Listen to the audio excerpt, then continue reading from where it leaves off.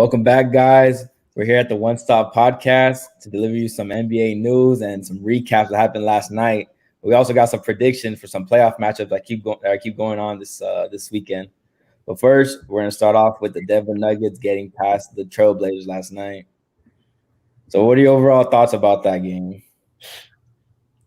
From the beginning, I thought it was the Blazers' game to lose, and so in every game previously in the series, the team who had the most points after the first quarter won, and the Blazers had the most.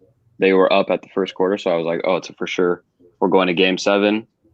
And Jokic looked pretty bad in the first half, and then he kind of just turned it on. He never panics. It always looks like he's just doing his thing, and then he dropped 36, and it was like no big deal. And when Jamal Murray went out, I was like, okay, Denver's getting bounced in the first round probably, but they look like a real team again. Monte Morris has stepped up. Michael Porter Jr. had a big half. He didn't really do anything in the second half, but they're going to be a tough team to beat 4 times, I think.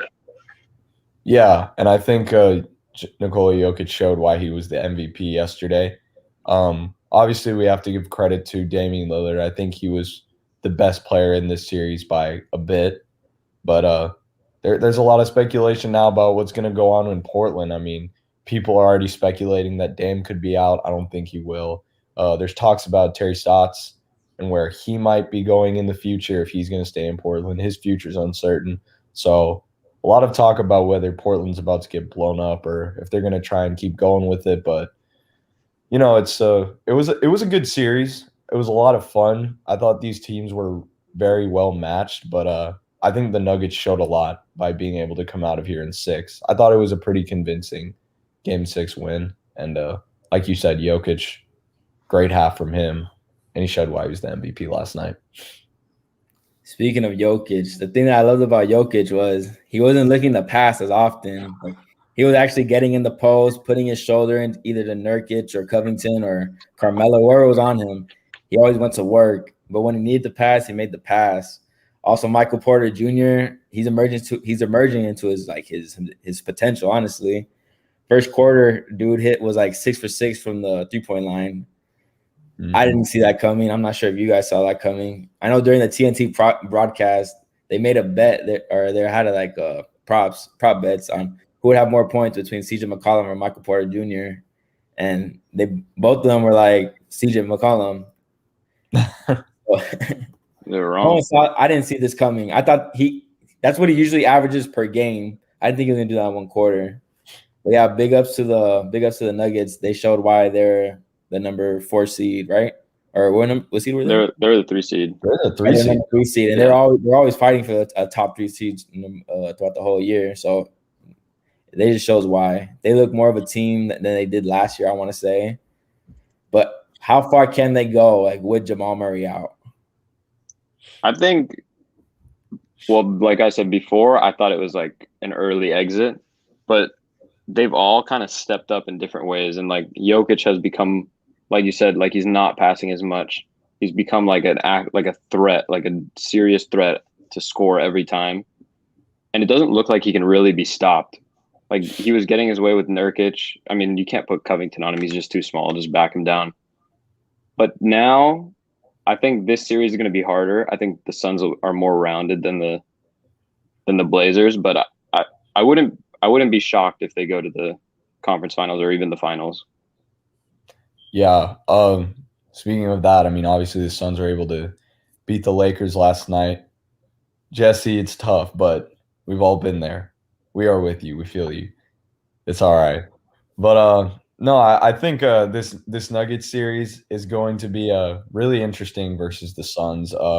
Ayton, obviously, he's not the greatest defender in the world, but he definitely has some size, and offensively, he's been providing a lot for the Suns. So I think that's going to be a really good matchup. I think Ayton's finally looking like the first-round draft pick or the first overall pick that the Suns were kind of looking for. He's been coming into his own. So it's going to be a really good series now that we have that matchup set up, and I'm looking forward to it. I think it's going to be fun.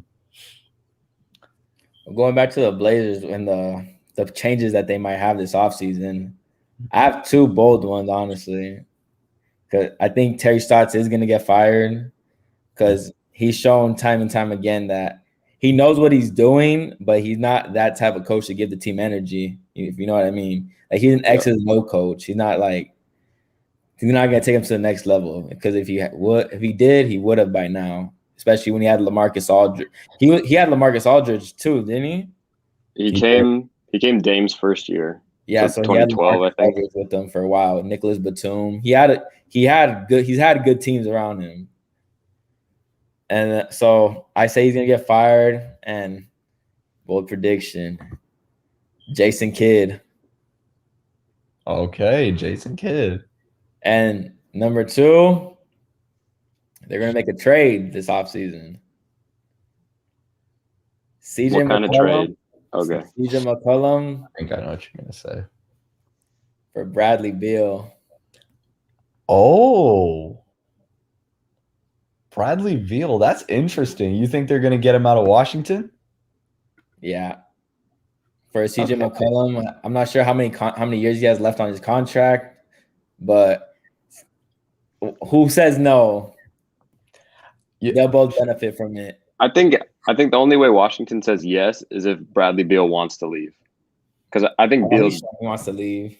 He's definitely better than McCollum. So like, Portland will have to throw in picks and stuff, and like someone else maybe like a Zach Collins or something else in there. And Anthony Simons. I don't think Portland would want to trade him though. I think they're really high on him. They really like him. Yeah, they like him. I mean, Beal, Portland has to do something. For Beal, though, do you make that trade for Beal? I mean, that changes that team a lot. You already know. You owe it to Lillard. You owe it to Lillard. Yeah, I think you gotta give him a chance. If it's there, I mean, think of a squad of Damian Lillard, Bradley Beal, Norman Powell. I'm not sure if he's still under contract, but Norman Powell. He's free agent. Oh, so Nurkic. All right, but Nurkic. That's a threat right there in the West. Damian Lillard has another well, I don't know if you guys would classify Bradley Beal as a superstar, but he's another tier than CJ McCollum. Yeah, I'd agree. I want to add a little fuel to the flame because you talked about trades. I don't know if you guys saw this morning, but on First Take, Stephen A. Smith said apparently someone who he knows very credited said that there could be a trade involving Cat to the Portland Trail Blazers.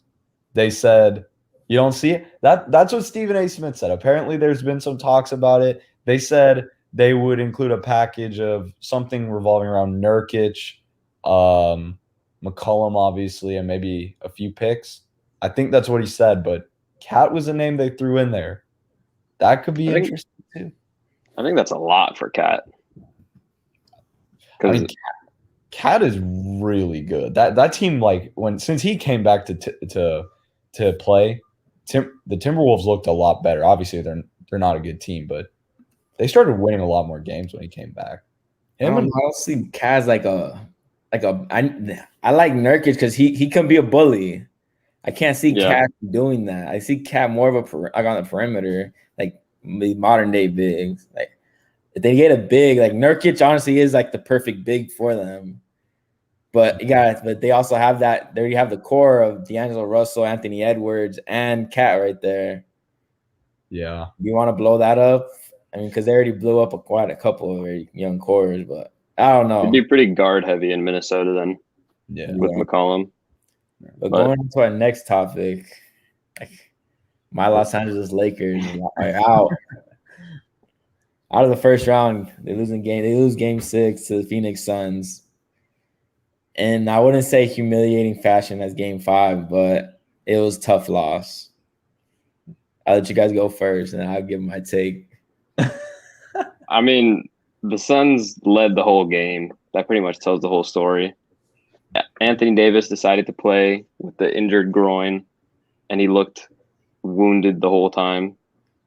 Every time he stepped wrong, he'd like grimace. So I don't know what the doctor said. I wouldn't think they would have allowed him to play if he was that hurt. But luckily it didn't re-aggravate it too heavily. But the Suns look like a team. I'd be scared to play them. Yeah, I mean, credit to the Lakers and LeBron. I think he tried to do everything he could. We still don't know how much exactly that ankle injury was bothering him, but credit to Anthony Davis for trying to at least come out there and play a little bit, obviously, when he was in so much pain. He understood the situation, but I'm just shocked that he got cleared to play, honestly.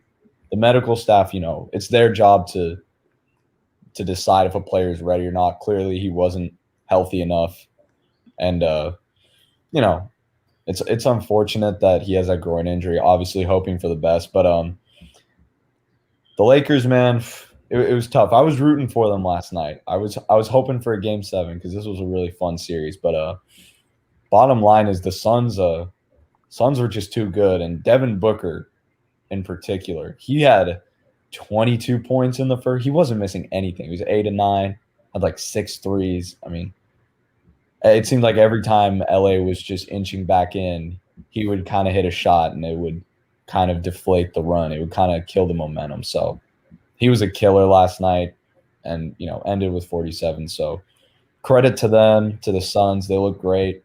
Chris Paul, I think, will be hopefully healthy by the time the second round starts. I think his shoulder's getting a little better. And, Ayton is still there, and Booker probably had his best playoff game ever. So credit to them. But Jesse, my man, let it out. We're here for you. As a Laker fan, honestly, it hurt because we went out like that on our home floor.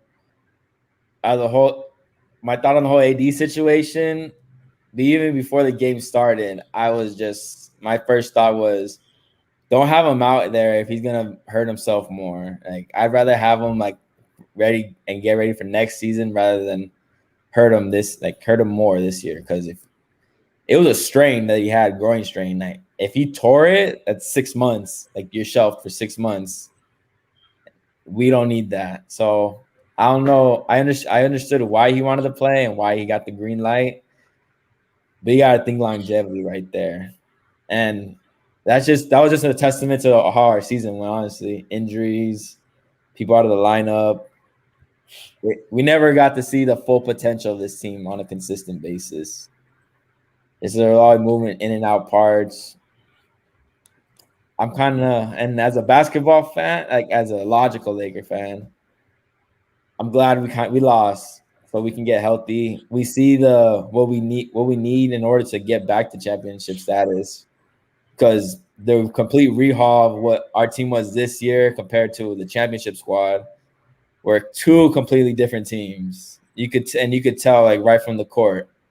The 2020 squad was more of a team, like they were all together. They had shooters and Danny Green, Kentavious Caldwell-Pope, others. I can't remember off the top of my head. Quinn Cook. Whereas this year, we had names, but they didn't produce. Whereas last year, we had guys who were like proven veterans who've been there, done that, and I think that just hurt us in the end. So I'm excited to see what we do this offseason to get things right and get back to the top. Because Le GM and Rob Pelinka are gonna do something. What do you think the Lakers have to do? Like, what's their step-by-step process? It looks like Schroeder's on the way out. We gotta get physical again. We need that physicality that we had. We need like a Dwight Howard, because if you had a Dwight Howard and JaVale McGee down there beating up Ayton like they did to Jokic last season, he's not producing that. We had no one on the squad who could frustrate someone. That literally was our thing. We didn't have someone who gets under the opponent's skin like Rondo, like Dwight Howard, like Morris did it last season. I think did it more last season than he did this season. So we need to get back to that grit and grind, like that. We're not afraid to get dirty. We're not afraid to like play rough, because we were more finesse this year, if anything. Correct me if I'm wrong, but did you guys really have like a true third option this year? Unless you consider that Kyle Kuzma, which I wouldn't. I bet the third option was Schroeder. It was Dennis Schroeder was our third option, but I don't know. I didn't feel like it was consistent enough because obviously in the playoffs he struggled. So that's what we need a third star. And I think yeah. the GM, if you're hearing me, get me Damian Lillard. I don't think there's any way. I don't know how they're gonna do it. I hope it'll be in a package for Kuzma. Something around Kuzma. They would have to trade everything they have. Kuzma, THT, everybody. Yeah. But here's a question for you, Jesse. What was the point of signing Montrezl Harrell? They didn't use him. That's coaching. The one thing that killed us this playoff round, honestly, if I'm being truthful, paint buckets and energy. That's what Harrell's supposed to do, though. He's supposed to be the energy guy that just goes and dunks. I could not understand for the life of me why he wasn't playing. I didn't understand. I have no clue, honestly. Ugh, tough. But hey, there's always next year, man.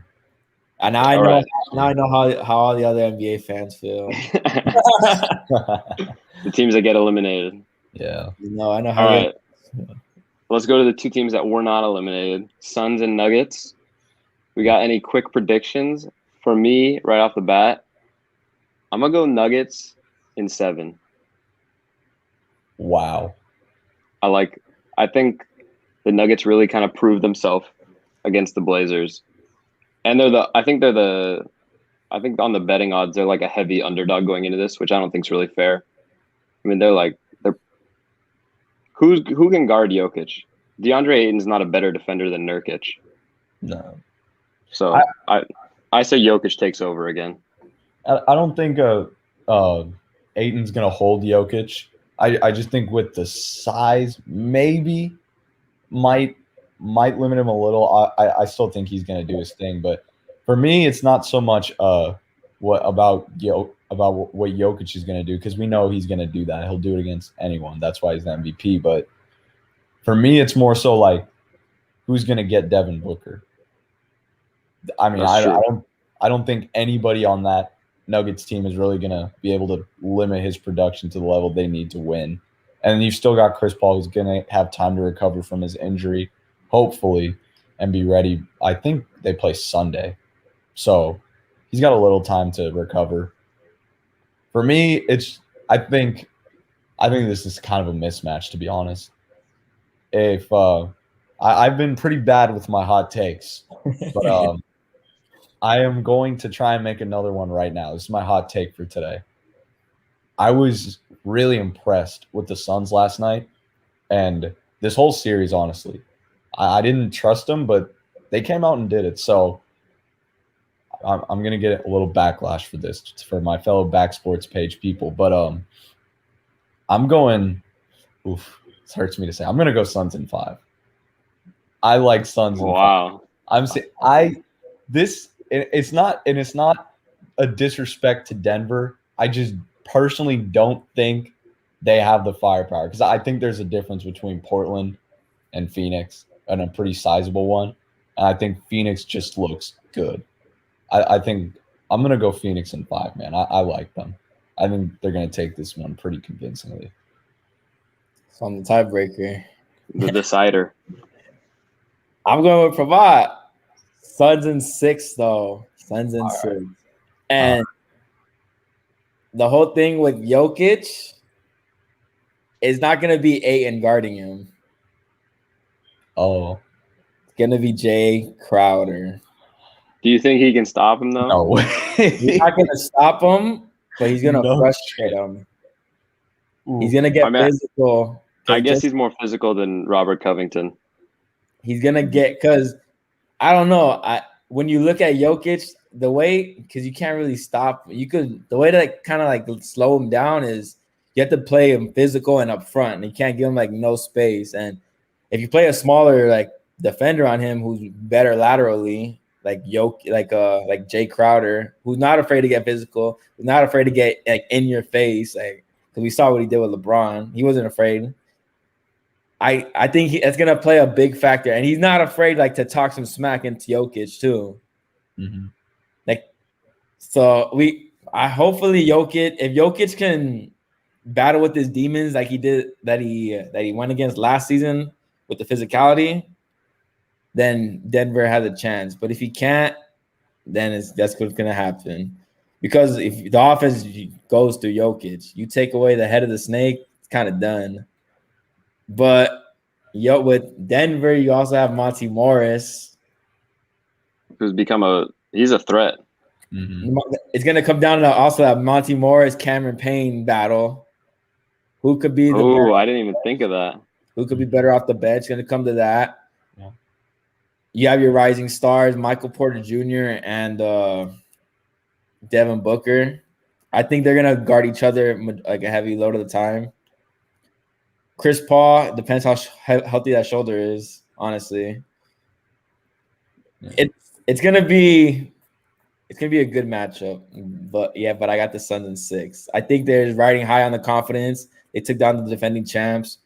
Devin Booker has just been playing out of this world lately. And look at the firepower that the Blazers had some firepower. They just couldn't connect. I think the Suns are gonna do it in 6. Well, I guess I'm the underdog then with the Nuggets in 7. I just think they should be getting Will Barton back soon. PJ Dozier should be on the way back, so that's some more wing guys to throw at Booker. I mean, you can't really stop Booker anymore either. He's kind of gone into that category, but I think maybe there's 1 or 2 blowout games, but I think there's going to be a tight series like all the way through. Even if it does go to just 5, like if Prabhat's right, I think it'll be tight still. And it'll just be the Suns edge him out at the end, but I got to stick with the MVP. Got to stick with Jokic. He hasn't let me down yet. I'm sticking with him. I like it, Michael. Got to stick with it. Take. I respect the take. I don't know if Jay Crowder really is guarding him. I agree he can frustrate him, but I think Jokic could average a 40 burger for that series. Like Crowder's just too small, man. I don't know, but. Moving on to the next series, and I think this is probably going to be the best series we have seen in the playoffs so far this year. The Bucks and the Nets. You've got one team who's just defensively amazing, and then you've got, on the other hand, one of the best offensive teams we've ever seen in the history of the sport going head-to-head for 7 games. It's not crazy to say that the Nets realistically could get shocked. Do I think it'll happen? No, but I want to hear what you guys think. This is going to be a good one. Jesse, you go first because I think mine's more of a hot take on this one. All right. Well, the old saying goes, defense wins championships. That's what it's going to come down to. We know that the Nets are historically great. 3 of the greatest perimeter players to ever play the game. But can they make it? Can they stop? Can they make stops? Because they've been historically bad too. It's going to be because we know the Nets are like they can score 120 a night, but the Bucks can also clamp down and lock up. Can Brooklyn do the same thing? I'm not 100% sure. And like I said the other day when we discussed this earlier, I'm looking at, I forgot who I said who's gonna guard. Who did I say was gonna guard Kevin Durant? I think you said Giannis is guarding Harden. Yeah. Oh yeah. And then Middleton on Durant. Yes. You take out Harden, I think if you take out Harden, it's gonna do a good amount of damage. It's gonna do a lot of damage. A good amount of damage if you take out Harden, because they honestly don't have a point guard. We've seen the struggles that Kyrie and KD had when they didn't have a point guard, a true point guard. So I start at the Bucks.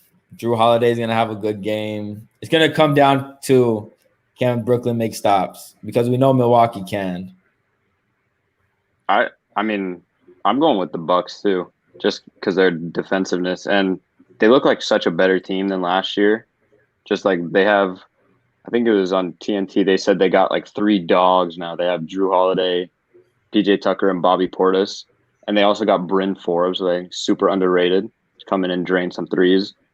But their ability to switch on defense, like, because I mean, obviously you don't want to put Drew Holiday on Durant, but he's like tough enough where he can like, it's not going to be an easy bucket. So I think you can switch almost 1 through 4 with those guys, and you bring in Portis and PJ Tucker, and they're quick. They can guard pretty much anyone. So I'd take the Bucks, but this one I think Bucks in 6. Okay, Bucks in 6. Bucks in 6. All right. So Jesse, you're going with the Bucks too, and how many games? I say 5. Whoa. I like that. I like it. 5. Okay. All right. 5. I think they're gonna. It's gonna come to can they make stops? Because we All know the Bucks All can buckle down. All right. Oof. I hate to be the odd man out. I've been doing a lot of thinking about this, but I think this is going. Like I said, I think it's going to be the best series of the playoffs for a reason. I think, and there's no doubt in my mind that this one is going to go to 7. I think it has to go to 7.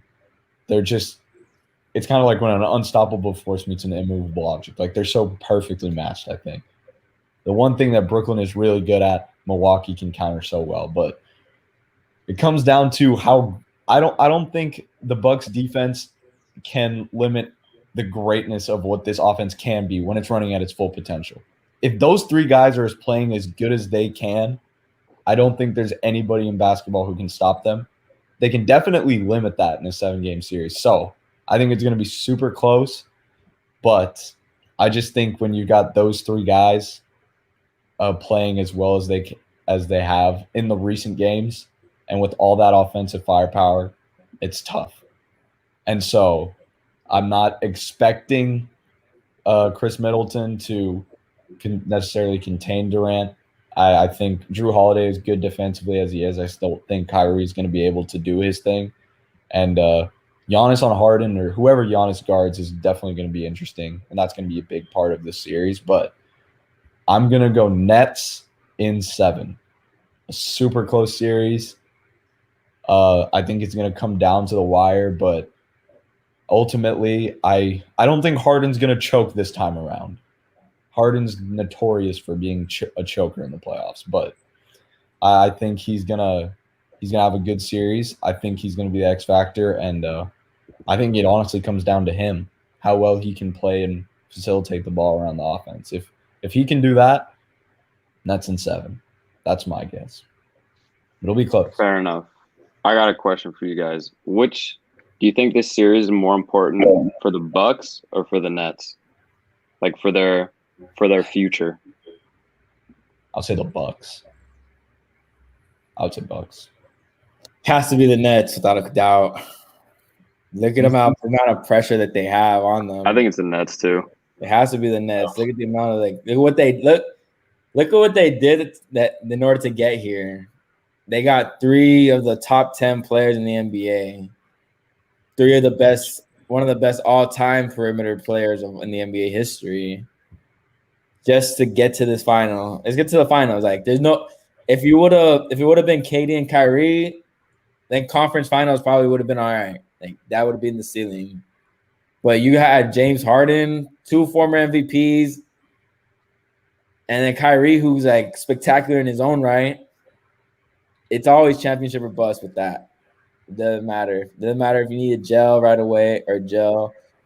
You got to produce right away. Yeah. The only reason I say Bucks is I know Giannis just signed that huge 5-year, and so obviously he's going to be stuck in Milwaukee for a while. I don't see him demanding a trade or anything, but if they can't do it again this year, I think something is going to change with the Bucks. I'm not sure what that's going to be, but there's been so many years now where people have been talking about the Bucks contending and getting there, and if it's not necessarily a bad thing to lose to the Nets, but I just think that there's a lot riding on the series for both teams, but I can see it either way because I still think Brooklyn's going to be there next year. But I agree, Jesse. It'll be pretty disappointing if they can't move on. But I just say Bucks because of what's been happening in the past, and this is Brooklyn's first year. But I got one thing. So I was looking at some stats to see like how did Giannis play against the Nets this year, and dude balled out. So the first time they played each other, January 18th, when the season kind of debuted, 34 points, 7 assists, 12 rebounds. That was game 1. Game 2, May 2nd, 49 points, 4 assists, 8 rebounds. The third game, 36 points, 4 assists, 12 rebounds. They were all wins. Oh, they won all 3? Hold on, let me check this. Yeah. Oh, they lost the first one, but that was without James Harden. Damn. It's gonna be a good series. This one, we have some pretty good second round series so far. Yeah, I'm looking forward to it. If Giannis could just go off and try to find a way to counteract James Harden, then I think they have a big shot to do it. Definitely. So now let's go to our last game of the night. We got Prabhat's Dallas Mavericks versus the Los Angeles Clippers. Can Luka do it? Prabhat, I'm gonna let you start it off. What are your thoughts on tonight? Your predictions? Is it over? Ugh. I don't want to. I need to knock on some wood after I say this because I'm it's been tough for me, man. I haven't seen these guys win a series since ever. I didn't start watching the Mavericks till 2012, so I've never seen them win a playoff series. I literally started watching them the year after they won the NBA Finals. So, tonight's gonna be big, and you know what? I've got faith in my team. I have all the faith in my team right now. Am I scared? Yeah. I'm terrified. I don't know what's going to happen. But I think my team's going to do it. Luka looked incredible last game. 42 and 14. Like, this guy's ridiculous. I don't know what more to say about him. He's shown me that at just 22 years old that he is the guy and that he can help this team beat anybody. It just depends how good he's playing. And, man, it's going to be a dogfight tonight for sure. I don't think they're going to go easy, but they've got to get off to a good start. But I'm going with my Mavs tonight. I think they're going to get to the second round. I think they're going to play Utah, and they're going to change some things up in LA. I think they're going to shock the Clips. That's what I'm going with tonight, but I'm scared. I'll be scared, man. I would be scared too if I was a Mavs fan. Each away team has won so far. Clippers going into Dallas. So, and Dallas kind of had a chance when it was 2-0 to kind of take full control of the series and kind of end it, and they didn't do it. But this is the Clippers' chance to show that they're not the Clippers of last year or the year before or the year before. Last season, they were the team that threw away the lead. They were up 3-1 on the Nuggets and they lost it. But this season, they got their backs against the wall, so they have to produce. I would take the Clippers in this game just because of the necessity for them to win. Game 7, I don't even want to know yet. I just want to enjoy that game if it happens. But I don't know how you stop Don Luka. He's looking crazy. The Don, yep. I think, honestly, the home team is finally going to win a home game. Because this whole series has been the away team always been winning. But today it ends. I only say that because the Clippers looked like they had a riff at the end of Game 5. I don't know if you guys saw, but Rondo looked at Kawhi Leonard kind of like how LeBron looked at J.R. Smith when he shot that 3. Like, what are you doing? Like, I think Rondo, who's very outspoken himself, got in his face and told him something. And Kawhi, being the introvert that he is, I don't know, he probably didn't take it the wrong way, but probably feeling some type of way towards Rondo, and because he's not used to that type of. Well, maybe he is because he had Pop. But Yeah, I think it ends tonight. Don Luca, I think he has his signature moment. I mean, he has signature moments this whole series, but ain't nothing like a closeout game. So tonight he has his signature game, just like Booker did. I'm gonna say it, and Dallas finishes it. It's Luka's first closeout game, so we'll see how he does. I just hope that he could actually closes it, because in the fourth quarter he hasn't been all that great. Yeah, he's been a first half guy, but hopefully he turns it around tonight and takes out the Clippers. He's gonna need help from some of the supporting players. I think Kristaps is gonna have to a big game. Here's my thing. Yeah. Go ahead, Michael. Go ahead. No, you're good. My whole thing is, this team, we obviously know Luka's going to come out. He's going to do his job. I'm not worried about Luka at all. Any concern I had about the next strain, it's out the window. Tim Hardaway didn't have the best game, but I think he responded well in clutch time, and he had timely baskets for us. Timely baskets, which were big for us. And Dwight Powell, he came in and he changed the game, in my opinion. He was one of the biggest factors. Dorian Finney-Smith came in. He was getting steals. He was making plays. But all those guys need to contribute. As cliche as it sounds, is the only way it's going to happen is if everybody's on top of their game tonight. It has to be a team effort against the Clippers. When all of these guys are doing their jobs, and that doesn't necessarily have to be just scoring the ball. You can do it on both ends of the floor. If everyone does their job, I think the Mavs can do it. And I think the biggest thing is going to be Porzingis. If he can put up 20, they win, no question. They just need 20 from Porzingis, because he's only done it once this series.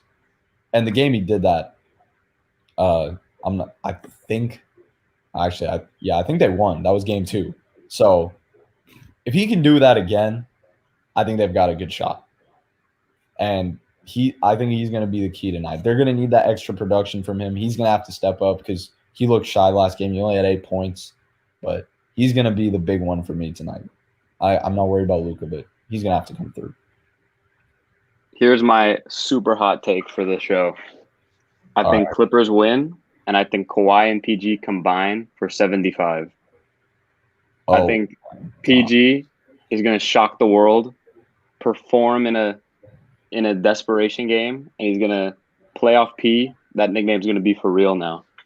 No pandemic P? No, it's gone. He's fixed. He's had a good series. I think he's going to have a good game. He's going to come out strong. I think Kawhi's going to have a huge fourth quarter. It's going to be close. I got them 75 plus. Oof. For Luka, if the Mavericks really want to win, because we know no one on the Clippers can stop Luka. That's just a given. Luka's been averaging over 30 points in like the whole series. It's going to come down to his assist count. Okay. If Luka could get double-digit assists, then it's a wrap. Because it's going to come down to the others. Can the Dorian Finney-Smiths, the Tim Hardaways, the Dwight Powells, the Kristaps, the Jalen Brunsons of the world, can those guys come up big when you need it? Maxi Kleber, Boban Marjanovic, can you do it? Can you get rebounds? Can you make putbacks?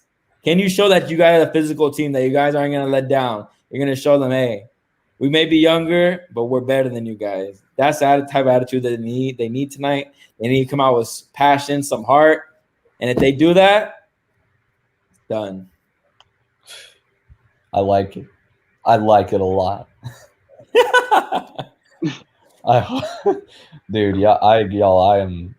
I'm sweating just thinking about it. I'd love to see Luka in round 2.